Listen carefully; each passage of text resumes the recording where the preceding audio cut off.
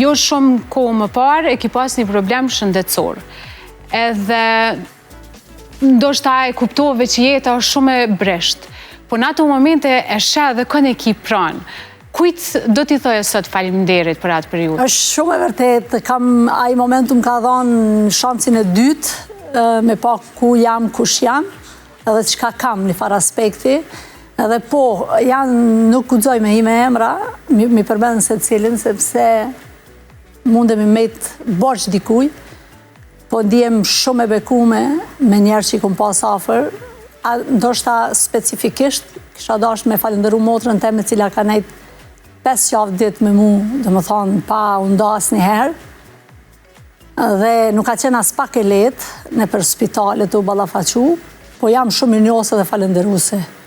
Nuk e dija do të kam jetë edhe mundësi që ndonjëherë t'ja kthej krejt çka ka bërë për mu, jo vetëm këtë rast, po prej moshës time të re e deri me sot, por nuk mjafton të falenderohet veç familja në raste tilla, do mi falenderohet edhe shumë miq të cilët kanë qenë me mu.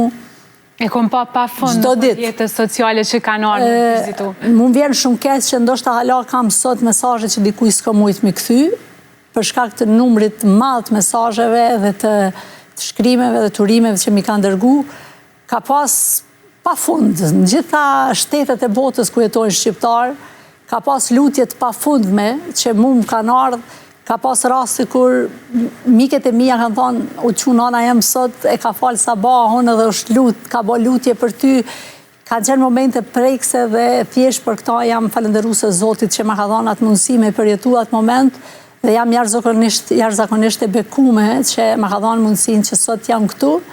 Ta shoh jetën krejt ndryshe dhe ma herët veç e thash, sot e kam një jetë ma kualitative dhe di saksisht se ku duhet ta shpenzoj vërtet kohën time. Neve na rëmben për ditëshmëria, Elita, dhe shpesh herë gjanat që i kemi afër nuk ja vdim vlerën edhe rëndësinë.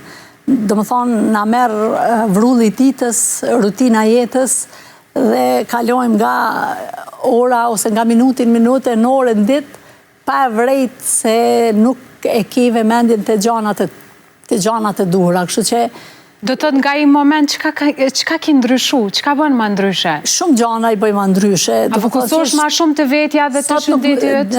Shumë gjana që më kanë mërzit, ndoshta para qasaj kohës, sot nuk u mërzisin.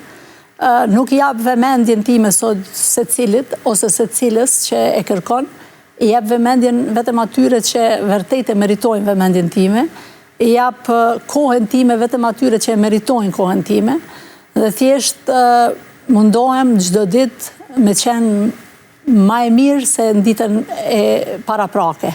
Jeta është bekim dhe na duhet me shfryzu në mënyrën më të mirë. Ajo që mban mundi mirë personalisht është që thjesht e kam ndërgjegjen shumë të qetë dhe kam paqe me vetveten dhe kur ki paqe me veten transmeton paqe edhe me të tjerë, kështu që jam super.